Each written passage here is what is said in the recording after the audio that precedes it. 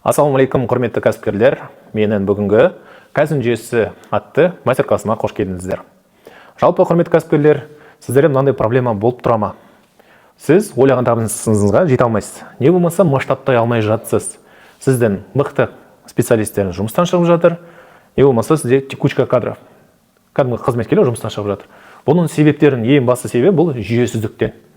Ал мен бүгін сіздерге Кайдзен жүйесін не үшін енгізетіні туралы тақырыпты қозғаймын. Бастамас бұрын өзім туралы айтып кетейін. Менің есімім Ғани Байғалиұлы. Мен дипломдалған Кайдзен тренермін. Осы уақытқа дейін біз ең үлкен танымал компанияларды келтіруге болады.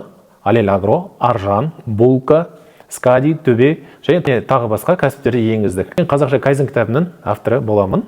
Жақында шығып жатқан күнделіктің авторымын. Кайдзен құндылықтары бар. Компания мақсаттарын айқындап және оған жету. Екіншісі бұл жақсарту мүмкіндіктерін іздеу. Үшінші барлық деңгейде бөлімдердің кедергілер мен ысыраптарды жою және шығындарды азайту. Түзету немесе шығарып жатқан тауар өнімін сапасын жақсартып, жаңа өнімдерді әзірлеу. Кайдзен дегеніміз екі релифтан тұрады. Кай және зен. Бұның мағынасы үздіксіз даму деген мағынаны береді. Былайша айтатын болсақ, сізді әр процесті дамыта отыра беру. Мысалы ретінде келтіретін болсақ, мебелін цех. Мынау кәдімгі столды сіз мысал ретінде 5 сағат жасайсыз күнделікті. Ал Кайдзен жүйесі арқылы сіз күнде аз-аздан даму арқылы 10 минутқа дейін қысқаруы мүмкін. Абайша айтатын болсақ, ақырын жүріп анықпас, еңбегің кетпес далаға. Кайдзен өзі бағыты екіге бөлінеді, философия және құралдары. Философияның өзі екіге бөлінеді, бұл адамдарға құрмет және материалдарға құрмет деп бөлінеді. Адамдарға құрмет дегеніміз бұл қызметкерлер мен қызметкердің арасындағы жақсы қарым-қатынас. Екінші басшылық пен қызметкердің арасындағы қатынас және үшіншісі қызметкер мен клиенттердің арасындағы қарым-қатынасты аттаймыз. Бұны жүйелеу үшін бізде әрине корпоративті мәдениет құру керек. Бұл компаниядағы ережелер, компаниядағы құндылықтар, компаниядағы миссия, компаниядағы даму стратегиясы арқылы біз осы бағытты жүйелейміз. Ал енді құралдары арқылы біз кәдімгі істеп жатқан процестерді жүйелейміз. Қараңыздар, құрметті кәсіпкерлер, компанияның жүйелеуде ең басты назар аударыңыздар. Егер де бізде компанияның корпоративтік немесе философиясы болмаса, құралдардың пайдасы бестейін болады. Сондықтан ең басты назар осыған аударасыздар. Компанияның құндылығы, компанияның миссиясы, компанияның ережесі, компанияның даму бағытын жасап алып, біз құралдарды енгіземіз. Ал Кайдзеннің құралдары бұл 5S ысыраптарды жою және стандарттау. Ол 3 ең басты құралдар болып келеді. Ал негізі Кайдзенде 25 инструмент бар. Бірақ осы 3 инструмент Кайдзеннің 80% инструментін құрайды. Ал ең бастысы бұл 5S құралын келтіруге болады. 5S құрал дегеніміз не? 5S дегеніміз жапон тілінде, ағылшын тілінде, немесе орыс тілінде 5S деп әріптерден алынған қадамдарды айтамыз. Орысша айтатын болсақ, сортировка, соблюдение порядка, соблюдение чистоты, стандартизация, совершенствование деп 5 қадамды айтылғандықтан 5S деп айтамыз. Қазақшаға келтіретін болсақ, бірінші сұрыптау, екінші тәртіп сақтау, үшінші тазалық сақтау, төртінші стандарттау, бесінші сауатты жетілдіру.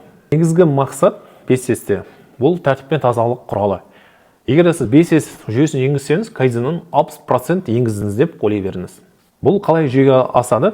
Ең алдымен біз бірінші керемет заттардан құтылу керек.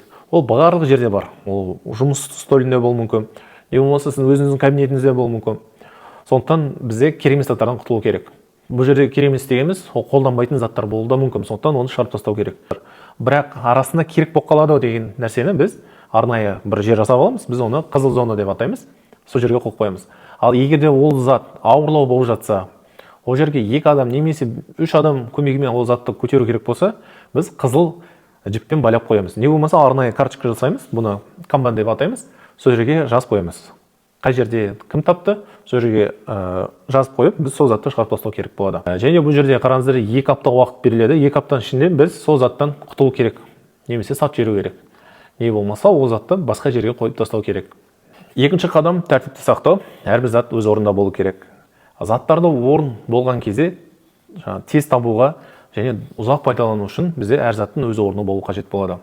Сондықтан құрметті кәсіпкерлер, затты қойып жатқанда бізде әрине ол затты белгілеу керек. Оны қандай заттармен белгілейміз? Маркер, скотч, изолента, не болмаса арнайы заттар бар. Сонымен белгілеуіңізге болады. Затты қойып белгілемес бұрын үш сұрақ қойыңыздар. Біріншісі, бұл зат ыңғайлы тұр ма? Екіншісі, бұл зат дұрыс орналасқан ба? Үшінші сұрақ, бұл зат әдемі көріне ме? Егер де осы үш сұрақтың жауабы иә болса, сол кезде белгілейміз, сол кезде заттың орнын қоямыз. Үшінші қадам, тазалық сақтау. Жұмыс орны таза болу керек. Әрдайым. Ең бастысы, жұмыс орны қауіпсіз және ыңғайлы болу керек. Сондықтан, құрметті кәсіпкерлер, әрдайым жұмыс орнымыз таза болу керек. Ол кез келген жерде болуы мүмкін. Сізде мебельный цех па, не болмаса офис па, не болмаса қызмет көрсетесіз ба, разница жоқ. Сондықтан барлық жерде таза болу керек. Төртінші қадам, ол бізде стандарттау. Алғашқы үш қадамда біз стандарттау дегеніміз, ол заттарды документтеу керек. Құрметті кәсіпкер, осы жерде сіздер шаблон алам десеңіздер, маған плюс деген батырманы басасыздар, мен сіздерге жіберем. Неге дейсіздер? Себебі сіз видеоны жақсы көрдіңіз бе? Мен сізге осыны шаблонды жіберем. Алғашқы үш операцияны біз документтеу керек. Мысалы, әр бөлменің офис болсын, не болсын, цех болсын, әр жерде өзінің стандарттары болу қажет болады. Бесінші қадам сауатты жетілдіру. Бұл жерде біз әрдайым жұмыс орнын тексеріп тұру керек, әрдайым біз оны бақылап тұру керек. Біз сол үшін бесінші қадамда аудит жүргізіп тұру керек. Әр заттың дұрыс тұру ма, не болмаса ол қалай тұру ма, сол сұрақтарға жауап беретін арнайы чек-лист болады. Дәл сол сияқты чек-лист алу үшін сіздер маған плюс деген батырма қалдырыңыздар, мен сізге екі шаблонды жіберем. Құрметті кәсіпкерлер, егер осындай форматта ұнап жатса, біз сабақты жасаймыз. Не болмаса сіздер офлайн форматта шақырам десеңіздер, арнайы номер тұрады, сол номерге хабарласыңыздар, мен сіздерге келіп сабақ үйретемін. Немесе компанияңызды жүйелендіріп, ары қарай дамуына үлес қосамын. Бүгінгі біздің сабағымыз, мастер-классымыз аяқталды. Ұнап жатса, комментарий қалдырыңыздар. Қош сау болыңыздар.